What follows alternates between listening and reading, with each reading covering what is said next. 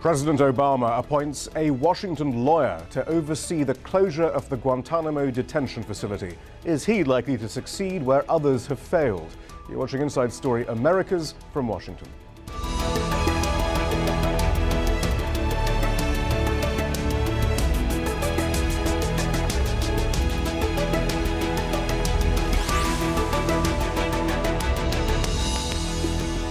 Hello, I'm Shihab Rattansi. The continuing hunger strike by over 100 prisoners at Guantanamo Bay has only served to draw attention to one of the most glaring, unkept promises of Barack Obama's presidency. Last month, however, the president pledged to lift his self-imposed ban on transferring Guantanamo detainees to Yemen, and he also promised to name envoys at both the State Department and Pentagon to expedite the prison's closure. The Pentagon position remains unfilled, but today Clifford Sloan was appointed the State Department's envoy. Sloan has served as an informal advisor to John Kerry and is a partner at a prominent Washington law firm. Meanwhile, the hunger strike continues in a prison that was described as a medical ethics-free zone by a group of American doctors in the New England Journal of Medicine last week. I'm joined in the studio by David Remes. He's legal director for Appeal for Justice, a human rights and civil liberties litigation firm that represents 18 Guantanamo detainees. Carlos Warner is in Pennsylvania. He's a federal public defender who represents 11 Guantanamo prisoners. And P.J. Crowley served as U.S. Assistant Secretary of State for Public Affairs between 2009 and 2011. He's currently a fellow at the George Washington University Institute for Public Diplomacy and Global Communications. Let's begin with the appointment of Clifford Sloan. We'll run through his credentials. He's an attorney who's held a number of jobs in government in and around Washington, D.C. He's worked for both Democrats and Republicans. He was an associate counsel to former President Bill Clinton. He was an assistant to the Solicitor General in former President George Bush's administration. He was a clerk for a Supreme Court Justice, John Paul Stevens, and he's practiced law at a Washington, D.C. law firm. P.J. Crowley, then, he has these bipartisan credentials which have been emphasized in much of the reporting we've seen about him today. So, I mean, perhaps you can talk us through the thinking of the White House as you could understand them from the outside. Well, it fulfills the pledge the president made in his speech at National Defense University to come back to the issue of Guantanamo. Obviously, it had been stalled during the first term. He replaces a seasoned diplomat named Dan Fried, who on behalf of the president, while he could not close Guantanamo primarily due to congressional opposition, he had at least made the challenge of Guantanamo smaller. Cliff has two challenges. One is obviously to see what can be done to resettle these detainees, particular emphasis on the Yemenis that are there and whether there is an effective rehabilitation program in Yemen in place to accept them. But largely his challenge is to work with Congress. There obviously is very stiff resistance to the concept of closing Guantanamo or even the concept of resettling those who are qualified for resettlement. And we'll certainly return to this division of labor and responsibility for Guantanamo's continued operation in a moment between Congress and the presidency. But very quickly, PJ, I mean, it wasn't long ago that we thought President Obama had sort of given up on Guantanamo. The office in the State Department for the closure was effectively shut down, in January. He also, he didn't veto a number of bits of legislation that were going to make it harder for Guantanamo to be shut down. And yet suddenly we have this flurry of activities. It's clear what has caused this change of emphasis and well, I think your setup says it all, which is it was a significant pledge that he made during the 2008 campaign. Right. It was something that he did focus on significantly in 2009. He reached an impasse with Congress. The hunger strikes, I suppose, is the question. And there's no question about that. Carlos Warner, when we spoke last at the end of May, following President Obama's big national security speech, you seemed pretty skeptical that speech signaled any sort of change. But now we have this appointment. We also have President Obama lifting that moratorium on Yemeni transfers. So perhaps do you think things are finally moving? This is it? No, it's not it. I mean, Ambassador Fried had the solutions in place. In fact, he said so. He said, we don't need any more countries.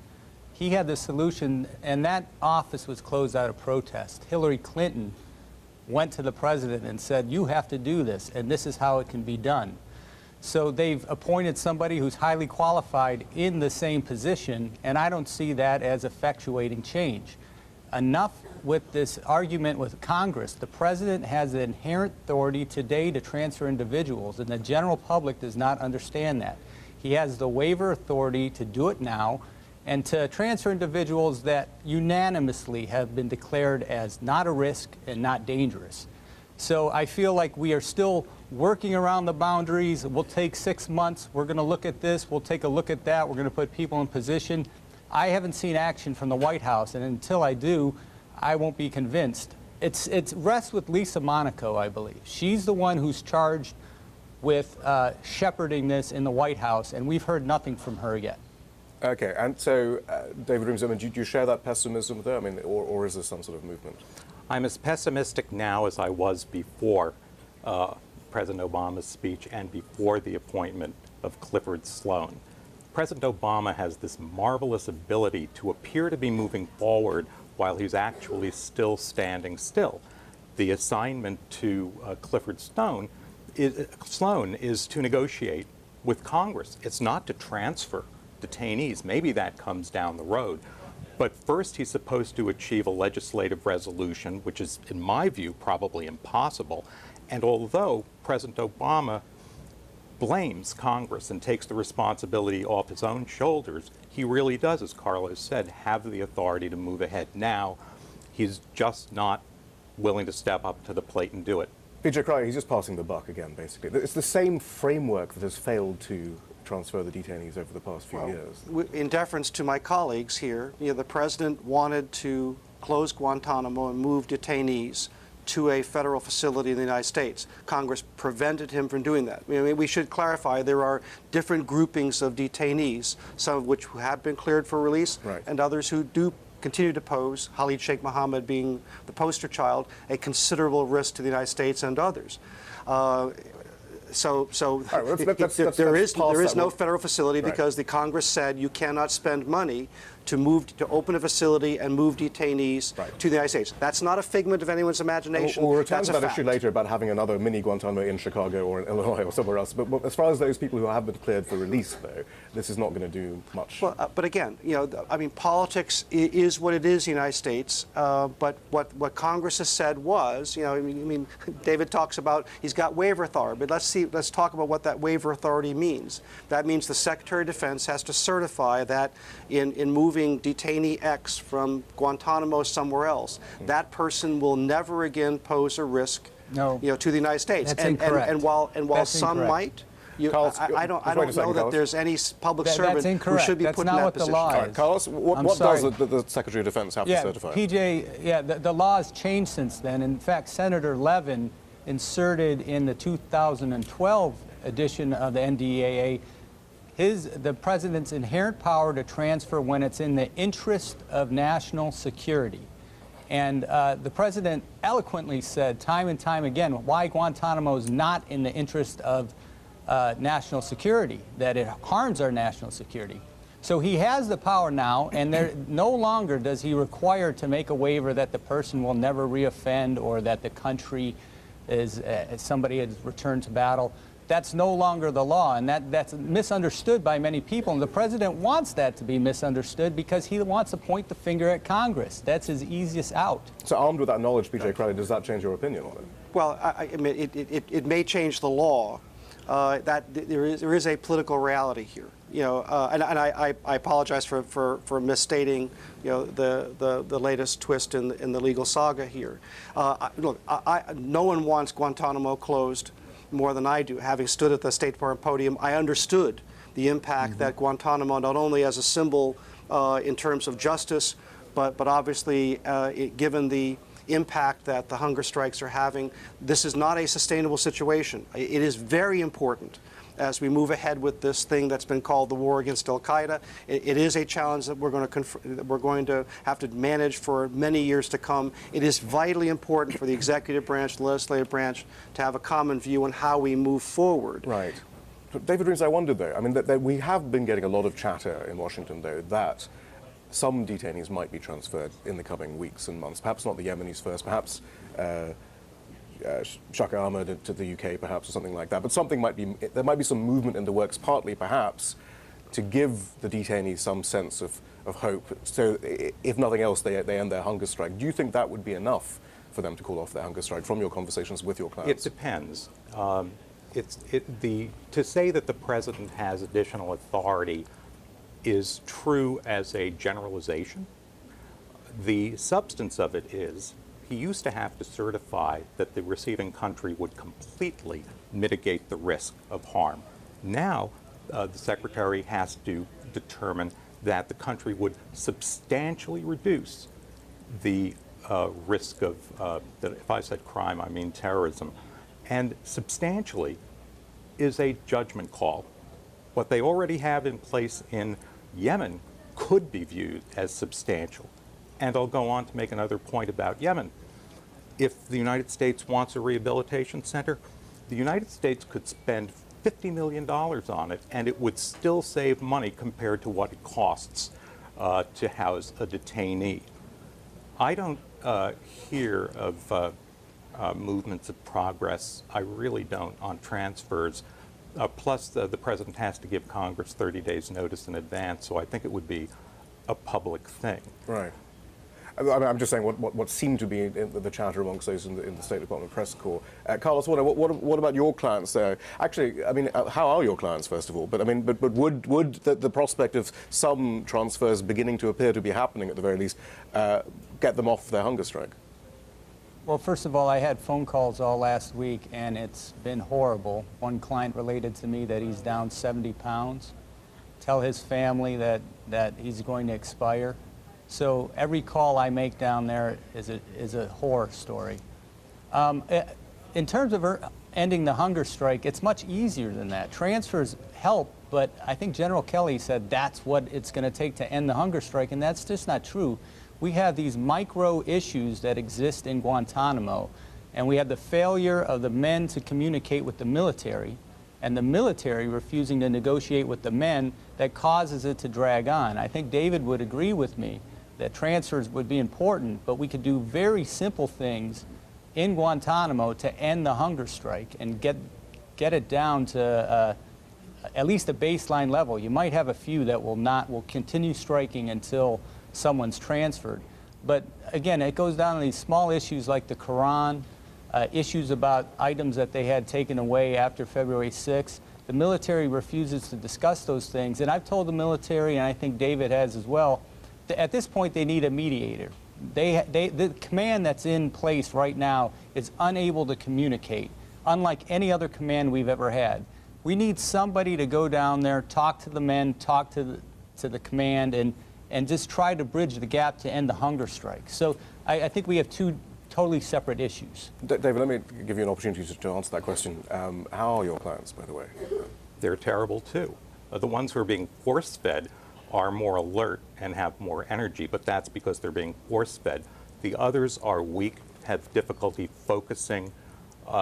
Two of them were not going to meet me a couple of visits ago because they were too weak to do so, and now they're being harassed out of meeting with their lawyers or having telephone calls by a very, very humiliating and invasive body search that involves touching their genitals and the like. And this is a very recent... It's a recent thing, and I think in response to the hunger strike, seemingly. It's part of the effort to break the hunger strike. My own view is that the warden of the prison, Colonel John V. Bogdan, should be removed. He's the problem. He's looking at this as though it's an insurrection when it's actually a management issue. How do I restore peace and order?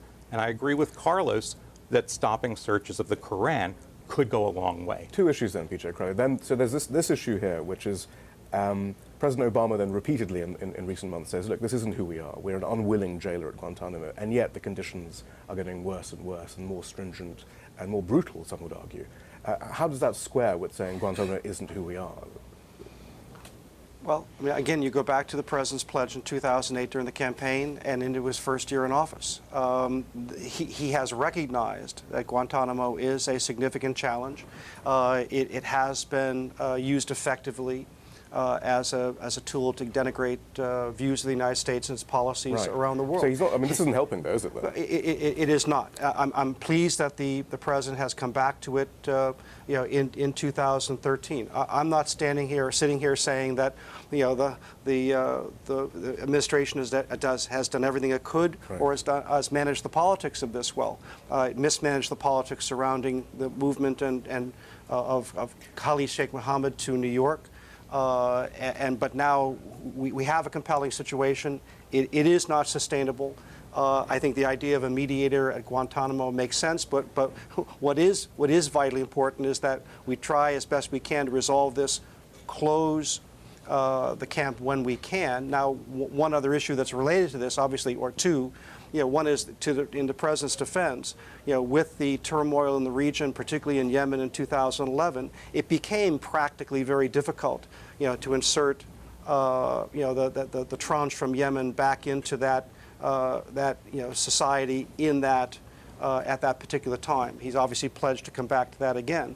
But obviously, the split between the Congress and the administration is partly about how you're going to wage this struggle, whether you call it a war or something else, past 2014 as well. As has been argued, that Congress doesn't necessarily hold all the cards on this day, right? I think it's fair to say that there are significant voices in Congress that want to keep Guantanamo open indefinitely, and that's something the president is trying to change that view. Carlos, it might help us to understand, how this process could work potentially, if we can understand just a bit clearer the problems that we've had in the past with State Department and the Department of Defense and the White House, and how all these components have in some ways sort of cancelled each other out, or not managed to do this. I mean, can you help us understand that? Sure. First of all, it's on public record that Hillary Clinton and Ambassador Fried were totally flummoxed by the Department of Defense. They said, we have these solutions. The Department of Defense said, these aren't good solutions. Department of Defense would say, come back with different solutions. So they were pointing their fingers at each other, and the White House was totally vacant. So Mr. Sloan sounds like he's highly qualified, but he should be put in the White House so he can have a meeting every day at 8 o'clock. What are we doing today to close Guantanamo?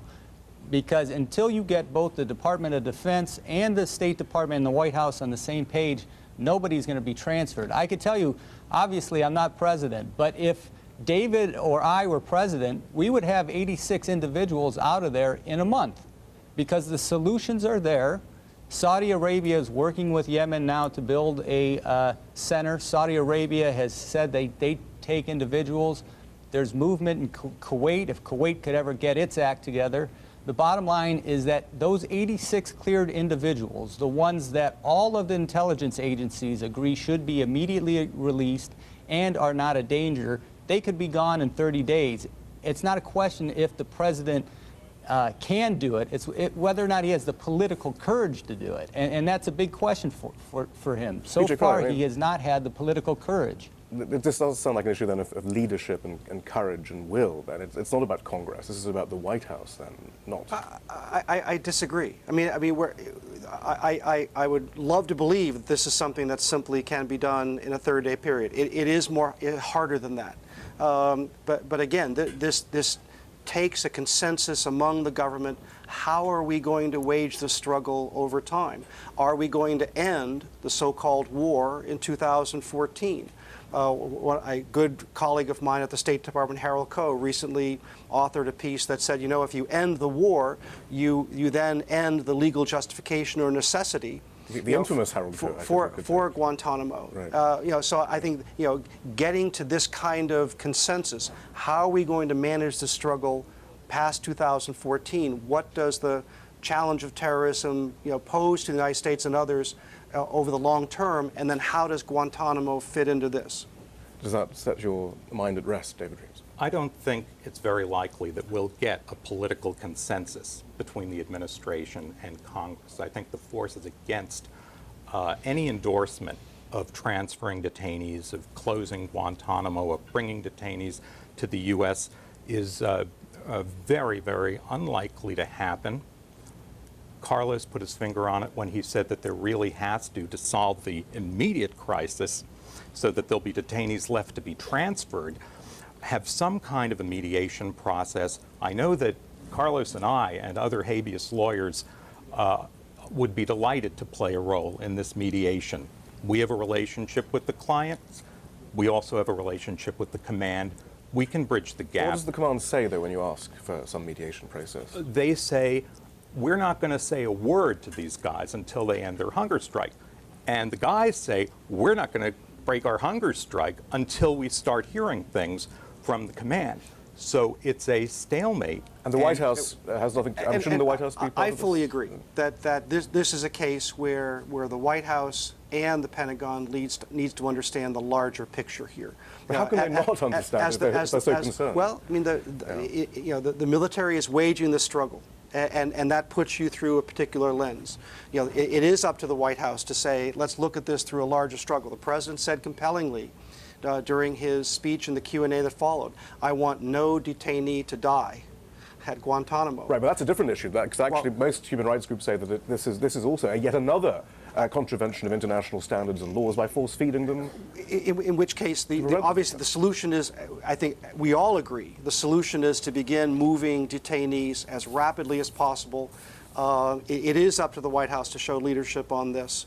And it's up to the White House to make sure that there are the necessary steps being taken at State and at Defense and in Cuba to enable that to happen as quickly as possible. On that topic, though, we have an excerpt from that letter or that editorial in the New England Journal of Medicine from last week. Quote, physicians at Guantanamo cannot permit the military to use them and their medical skills for political purposes and still comply with their ethical obligations. Force-feeding a competent person is not the practice of medicine. It's aggravated assault. Using a physician to assault prisoners no more changes the nature of the act than using physicians to, quote, monitor torture makes torture a medical procedure. Military physicians are no more entitled to betray medical ethics than military lawyers are to betray the Constitution, or military chaplains are to betray their religion. It's just the latest issue at Guantanamo.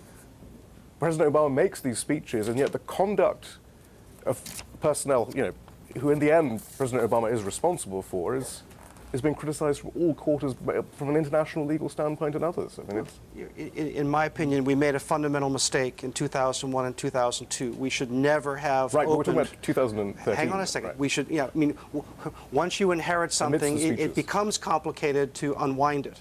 There is still, to close Guantanamo, you have to figure out, what are you going to do? With people like Khalid Sheikh Mohammed, who do pose a significant risk, to the United States and to others. So we tend to focus on one, and that is the most urgent and compelling. But there are multiple dimensions to how you ultimately unwind something that I, as an American, regret that we ever went down this road. What do we mean by closing Guantanamo? That's the other question, David Remes, because there was that suggestion in the past that all President Obama does mean by that is open another equivalent of Guantanamo, perhaps in Illinois. Well, I think that's very important, because the question is he going to close Guantanamo as a facility, which I think ultimately is what he wants to do, or does it mean eliminating the idea of Guantanamo, which is the idea of indefinite detention? It doesn't matter if you just move the detainees from Cuba to Illinois, change the zip code, and they're still there without due process or fairness. It doesn't change anything if the indefinite detainees are there and don't get transferred, if the cleared detainees are there. Closing Guantanamo, in a certain sense, is an overly simplistic slogan. But what the Obama administration has shown in its 5 years in office is that it believes very heartily that the civilian justice system can deal with the challenge of terrorism over time. And it deserves credit for not making the problem larger. Right. It's made the problem smaller. It hasn't been able to... Carlos, 20 seconds, last word there. Yeah, we have a kangaroo court in Guantanamo now. KSM is never going to see justice. Bring him to the United States, let him have his trial, and let him be executed if that's what the jury believes. And frankly, for the other, I believe, 79 men who are not charged, who the government wants to hold indefinitely, it's a simple choice. Either you try them or you don't. If you do not have the evidence to prove somebody guilty beyond a reasonable doubt, they must be released. This is an American principle. It's a simple one, and somehow we've lost our minds when it comes to the war on terror. Carlos Warner, thank you very much. PJ Crowley, thank you. Professor David Remes, thank you as well. That's it from the team in Washington, D.C. for now.